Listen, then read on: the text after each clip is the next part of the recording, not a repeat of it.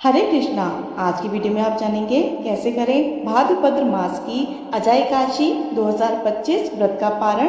क्या होगा अजय एकादशी व्रत को खोलने का सही समय और सही तरीका, क्या होगी अजय एकादशी व्रत को खोलने की सही विधि और इस व्रत को खोलते समय क्या गलतियां आपको भूल से भी नहीं करनी है। यह सब जानने के लिए आपसे अनुरोध है वीडियो अंत तक जरूर देखिए। अजय एकादशी का व्रत रखकर भगवान विष्णु की पूजा अर्चना की जाती है। अजय एकादशी का व्रत रखने से मनुष्य के जीवन के सभी पापों का नाश हो जाता है। जीवन में सुख समृद्धि सब वैभव भोग कर अंत में मोक्ष की प्राप्ति होती है। अजय एकादशी का व्रत रखने से अश्वमेध यज्ञ के समान पुण्यफल प्राप्त होता है। और यदि आपकी संतान पे किसी प्रकार का कोई संकट या कष्ट है, इस व्रत के प्रभाव से वह भी दूर हो जाता है। जितना जरूरी है इस व्रत को विधि विधान के साथ करना, उतना ही जरूरी है इस व्रत का पारण सही समय पर करके इस व्रत का पूर्ण फल प्राप्त करना। अजय एकादशी व्रत को खोलने के लिए एकादशी तिथि का समाप्त होना आवश्यक है और एकादशी तिथि प्रारंभ हो रही है 18 अगस्त सोमवार शाम 5:23 से और तिथि समाप्त होगी 19 अगस्त मंगलवार दोपहर 3:32 पर। इसीलिए उदय तिथि के अनुसार इस बार 19 अगस्त मंगलवार को ही अजय एकादशी का व्रत रखा जाएगा। सभी गृहस्थजन और वैष्णवजन इसी दिन अजय एकादशी का व्रत करेंगे, पर केवल एकादशी की तिथि के खत्म होने पर ही एकादशी का व्रत नहीं खोलना चाहिए, क्योंकि नियम के अनुसार एकादशी तिथि के बाद शुरू होने वाले हरिवासर के समय में भी एकादशी का व्रत नहीं खोला जाता है। इस बार अजय एकादशी के बाद शुरू होने वाला हरिवासर का समय समाप्त होगा 19 अगस्त दिन मंगलवार को रात 9:30 बजे तक। आपको हरिवासर के समय खत्म होने से पहले भी अजय एकादशी का व्रत नहीं खोलना है। द्वादशी की तिथि शुरू होने के बाद ही एकादशी का व्रत खोला जाता है। इस बार अजय एकादशी के बाद द्वादशी तिथि प्रारंभ होगी 19 अगस्त दिन मंगलवार को दोपहर 3:33 से और तिथि समाप्त होगी 20 अगस्त बुधवार दोपहर 1:58 पर। इस बार 19 अगस्त दिन के समय में ही एकादशी तिथि समाप्त हो रही है और द्वादशी तिथि भी शुरू हो रही है और हरिवासर का समय भी रात के समय खत्म हो रहा है। फिर भी जब तक शुभ मुहूर्त ना हो अजय एकादशी व्रत का पारण करना उचित नहीं होता। एकादशी व्रत का पारण हमेशा शुभ मुहूर्त में ही करना चाहिए, तभी आपको उसका पूरा फल प्राप्त होता है, अन्यथा आपका व्रत मान्य नहीं माना जाएगा। आइए अब जानते हैं द्वादशी के दिन पड़ने वाले सभी शुभ और अशुभ मुहूर्त के बारे में। 20 अगस्त दिन बुधवार को ब्रह्म मुहूर्त का समय है सुबह 4:33 से 5:21 तक। सूर्योदय होगा सुबह 6:09 पे और सूर्यास्त होगा शाम 6:51 पर। प्रातःकाल पूजा मुहूर्त सुबह 4:47 से 5:53 पर। इस दिन सिद्धि योग बन रहा है जो रहेगा शाम 6:13 तक। उसके बाद गोधूली मुहूर्त का समय है शाम 6:56 से 7:17 तक। आप गोधूली मुहूर्त में भी दीपदान कर सकते हैं। राहुकाल का समय रहेगा दोपहर 12 बजे से 1:30 बजे तक। राहुकाल को भी अशुभ समय माना जाता है, इसलिए इस समय में भी आपको अपने व्रत का पालना करने से बचना चाहिए, वरना आपका एकादशी व्रत करना असफल हो जाता है। आइए अब जानते हैं अजय एकादशी व्रत के पारण का सही समय। अजय एकादशी व्रत का पारण होगा 20 अगस्त दिन बुधवार को सुबह 5:53 से 8:29 तक। इसी शुभ मुहूर्त में आपको अपना अजय एकादशी का व्रत खोलना है, तभी आपको एकादशी व्रत रखने का संपूर्ण फल प्राप्त होगा।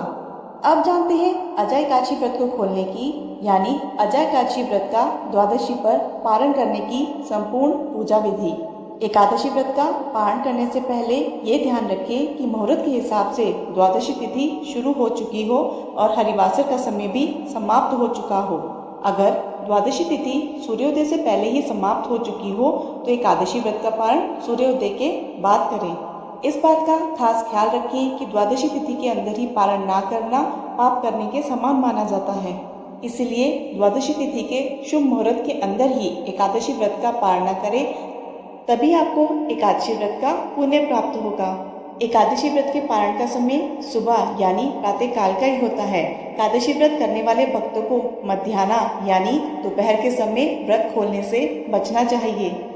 अगर किसी कारण से आप प्रातः काल के समय व्रत का पारण नहीं कर पाए हैं तो आपको फिर शाम के समय ही व्रत का पारण करना चाहिए। एकादशी के अगले दिन सुबह जल्दी उठकर स्नान करके सबसे पहले तुलसी देवी को जल अर्पित करें, क्योंकि एकादशी तिथि पर तुलसी देवी को जल नहीं दिया जाता, इसलिए द्वादशी तिथि पर सबसे पहले तुलसी देवी को जल देना आवश्यक है। फिर तुलसी देवी को फूल चढ़ाएं और उनकी आरती करें। आरती करने के बाद उनकी 7 बार परिक्रमा करें। तुलसी देवी की रोज परिक्रमा करने वाले मनुष्य को कभी भी यमराज के दर्शन नहीं करने पड़ते। अब विष्णु जी की पूजा के लिए तुलसी देवी के कुछ पत्ते ले लें। अब विष्णु जी को स्नान कराकर उनका पीले वस्त्रों से श्रृंगार करें। उनको पीले फूल और तुलसी पत्र चढ़ाएं। फिर भगवान विष्णु की आरती करें और आरती के बाद जाने अनजाने में छोटी बड़ी खोई हुई भूल की करुणामयी भगवान श्री हरि विष्णु से क्षमा मांगे। भगवान श्री हरि से क्षमा मांगते हुए आपको यह मंत्र बोलना चाहिए।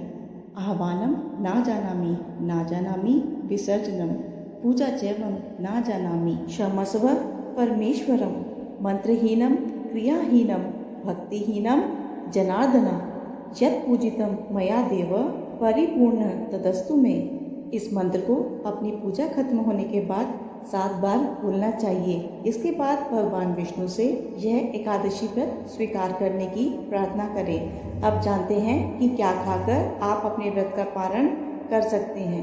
एकादशी के दिन भगवान विष्णु को घर पर सात्विक तरह से बने हुए भोजन का ही भोग लगाएं।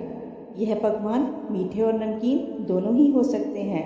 यदि आप द्वादशी के दिन भगवान विष्णु को मीठे चावलों का भोग लगाते हैं तो यह और भी अधिक शुभ होगा, क्योंकि द्वादशी के दिन पीले और मीठे चावल खाना बहुत ही शुभ माना जाता है। एकादशी के व्रत में चावल खाने पर रोक होती है, इसलिए द्वादशी के दिन व्रत को खोलते समय चावल खाने का ही नियम है। मान्यता है कि एकादशी के दिन चावल खाने से शरीर छोड़ने के बाद वह मनुष्य रेंगते हुए जीवों के रूप में जन्म लेता है, लेकिन द्वादशी को चावल खाकर एकादशी का व्रत खोलने वाला मनुष्य मोक्ष को प्राप्त करता है। को एकादशी व्रत का पारण करने के लिए पकाए जाने वाले भोजन में शुद्ध देसी घी का प्रयोग करना चाहिए। यह सेहत के लिए भी बहुत अच्छा होता है और इसमें शुद्धता भी होती है। आंवले के पेड़ पर भगवान श्री हरि विष्णु का वास माना गया है। इस कारण आंवले का भी एकादशी के व्रत में विशेष महत्व माना गया है। एकादशी व्रत का पारण करने के दौरान आप आंवला भी खा सकते हैं। आंवला खाकर एकादशी व्रत खोलना भी बहुत शुभ होगा। इससे आपको अखंड सौभाग्य, निरोगी स्वस्थ शरीर और संतान सुख की प्राप्ति होती है। एकादशी का व्रत खोलने के लिए द्वादशी के दिन आप जो भी सात्विक भोजन बनाएं उसे भोग और भगवान श्री हरि विष्णु को चढ़ाई गई तुलसी के पत्ते को पानी के साथ लेकर ही अपना व्रत खोलें। पर यह ध्यान रखें कि एकादशी व्रत का पारण किसी मीठी चीज से भी किया जा सकता है। व्रत के पारण के लिए आप भगवान श्री हरि विष्णु को भोग में मिठाई और मौसमी फल भी दे सकते हैं। पारण के भोजन में सेम की सब्जी खाने का भी विशेष महत्व माना जाता है। विशेष तौर पर एकादशी के व्रत में सेम को कफ और पित्त का नाशक माना गया है। ऐसे में एकादशी व्रत का पारण करते समय सेम को एक अच्छे भोज्य पदार्थ के रूप में देखा जाता है।